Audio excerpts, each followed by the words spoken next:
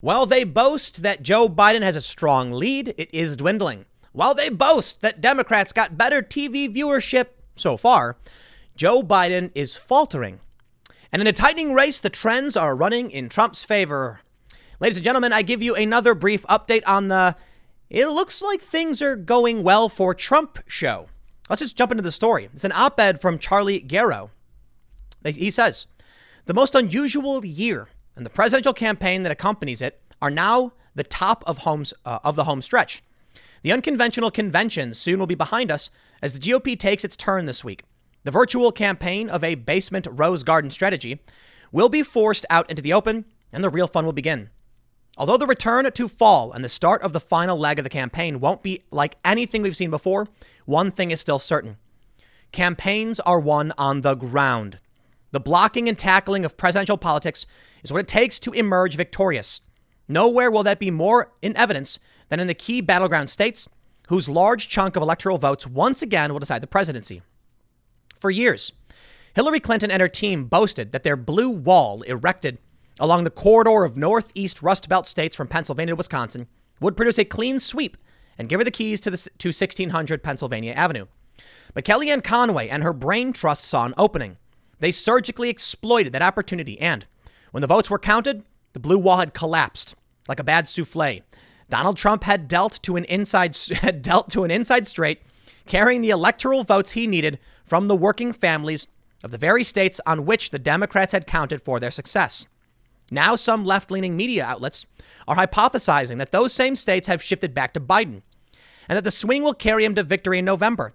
Stories such as the recent bit in the Washington Post highlight anecdotal evidence of a presumed shift in states, including my home of Pennsylvania. Their reporters may be whistling past a political graveyard. With its 20 electoral votes up for grabs, the Keystone State is the big prize along the blue wall. 4 years ago, Trump carried the state, the first time in almost 30 years a Republican had done so. Ronald Reagan won the state in a surprise in 1980 and then coasted in his landslide re-election, picking up large blocks of working-class Democrats. George H.W. Bush carried the state in 1988 on the strength of Reagan's winning populist coalition. Since then, it's been all blue. That's not surprising, given the fact that Democrats have held a million-plus registration advantage for most of that time. That's changing, however. For all the media palaver over the GOP's fortunes in the Philadelphia suburbs, they overlook Republican successes in the rest of the state, many of them in traditionally deep blue territory. The Democratic registration advantage in Pennsylvania has shrunk by more than 140,000 since the election of President Trump.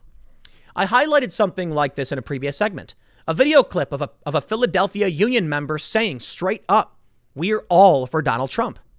And I'll remind you about the men who came out to defend the statue of Christopher Columbus from the far left extremists. You'd think those people, those union member Democrats, are going to maintain their Democratic membership?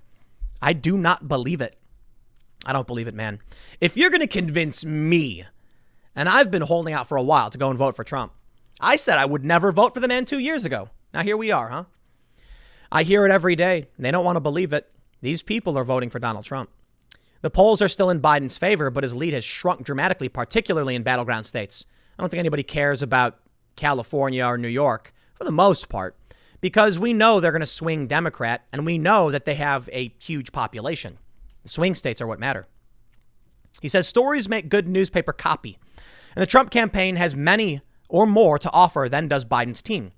Drive down the back roads of any Pennsylvania's more rural counties, and you'll see dozens of giant handmade signs spray painted on plywood or splashed on cardboard with tempera paint spelling out a simple message: Trump. You'll see the same signs hanging off silos in the farmlands of Amish country's Lancaster County. Ditto with the smaller Trump-Pence campaign signs in the greatest demand imaginable that dot the lawns of the mid-state, across the northern tier and into the southeast Pennsylvania. More compelling is the empirical data that continue to show every trend running in President Trump's favor in the swing states in the industrial Northeast. While the race is tightening nationally, the trend in battleground states is looking even better for the president.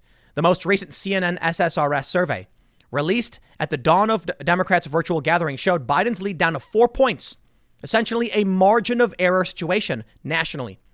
While some say that's an outlier, it's difficult to conceive of CNN throwing favors Trump's way. At the same time, the Muhlenberg College Morning Call poll conducted over essentially the same time, showed Biden leading in Pennsylvania 49-45, a significantly closer margin than just a few weeks ago. CBS, August 4th, was 49-43, and some taken in July ran into double digits. The same is true of the other Northeast states up for grabs. While Trump won Ohio by a double-digit margin in 2016, his victories in Pennsylvania, Michigan, and Wisconsin were razor thin. Did you know that a Democratic politician in Pennsylvania at the state level left the Democratic Party, became independent, and caucused with Republicans?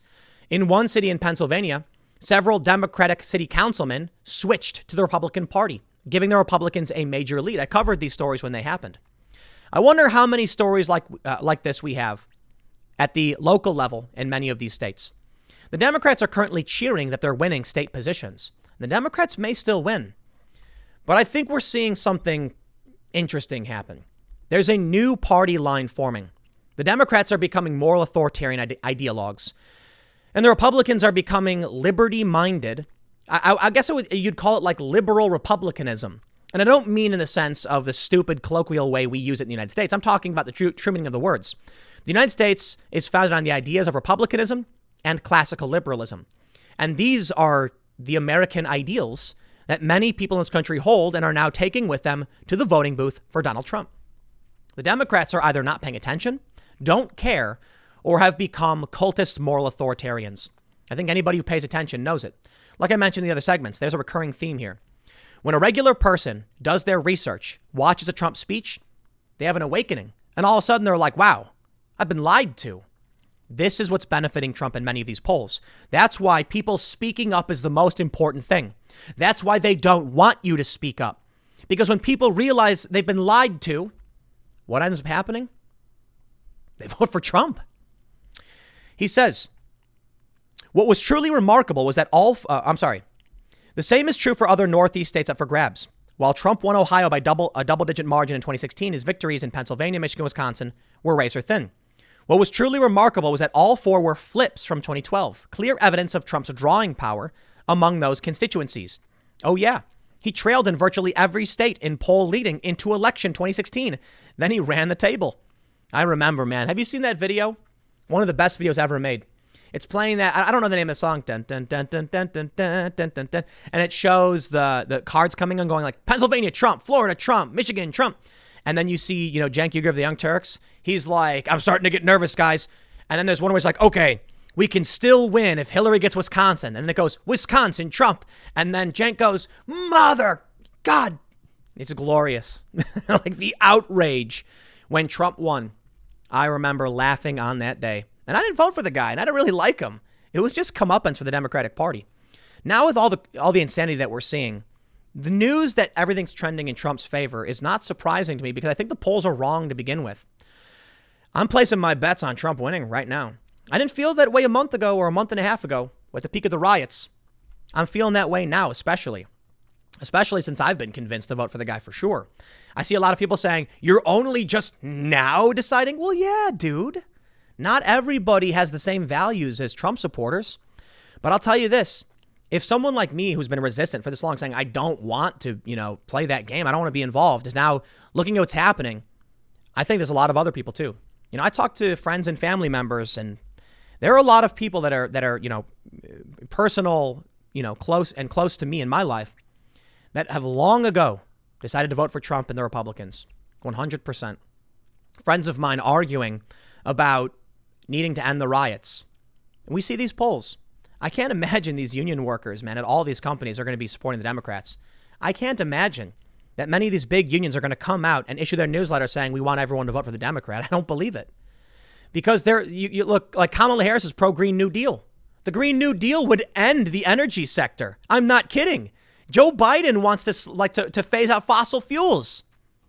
What is that going to do to all these union jobs, particularly in Pennsylvania? Gone. And they know it. The people who work in manufacturing aren't going to vote for him.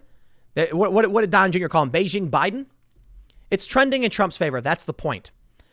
Trump says China will own the U.S. if Joe Biden wins U.S. election as he blasts presidential rival at RNC. Yes, absolutely. I think so. I've never been one to want to be involved on anybody's team or anybody's side. But I'll tell you this, man. I mostly want to be left alone. That's how I feel. I want to do my thing. I want to tell you my thoughts. I don't want to be in anybody's tribe. Right now, I'm not going to wear a MAGA beanie. It's never going to happen. I'm not a conservative. My views still are independent, left-leaning. But there's something dangerous happening in this country. Very, very dangerous. The left is embracing identitarianism, overtly racist ideology, authored by overt racists. They're championing this. Donald Trump is talking about American liberty, freedom, jobs, the American worker. Those things are all fine. Those are great. Yeah, help those things. Democrats are talking about healthcare a little bit, but not enough to satiate the progressives. But for the most part, they're ignoring the violence, the destruction. They're ignoring how China was siphoning away our resources. Dylan Radigan said that our country was being extracted through trade and other means. And this was years ago, 7 years ago. I remember seeing that. And I've thought it for a long time. The left used to complain that we were being sold out to major multinational corporations, but they're gone now. What's left? Beijing Biden and Donald Trump. I'll tell you what. Trump says he wants to end the wars, term limits in Congress, cybersecurity defense, bring back manufacturing. I dig it. Sounds good to me. Term limits. That sounds great. I think the trends in Trump's favor will continue. I don't think it matters either way. The media's going to lie. They want to smear the guy, but I think Trump's going to win. I'll leave it there. Next segment's coming up at 10 a.m. on this channel. Thanks for hanging out, and I will see you all next time.